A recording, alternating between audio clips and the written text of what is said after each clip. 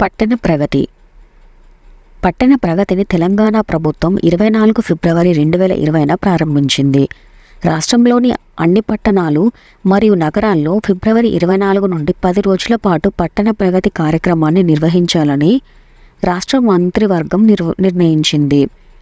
ఈ కార్యక్రమం ముఖ్య ఉద్దేశం పట్టణ ప్రగతిలో హరితహారం, పారిశుద్ధ్య పనులకు అధిక ప్రాధాన్యతనివ్వడం, డ్రైనేజీలను శుభ్రం చేసి మురుగు గుంతలను నింపాలి, పెద్ద సంఖ్యలో మొక్కలు నాటండి, హరిత ప్రణాళికను సిద్ధం చేయడం, మొక్కల నర్సరీలను ఏర్పాటు చేసేందుకు వార్డులలో స్థలాలను గుర్తించడం, పట్టణం లేదా నగరంలో భూమి అందుబాటులో లేని పక్షంలో పరిసర గ్రామాల్లో మొక్కల నర్సరీలను ఏర్పాటు చేయడం, ఇలాంటి గ్రామాలను గుర్తించడం.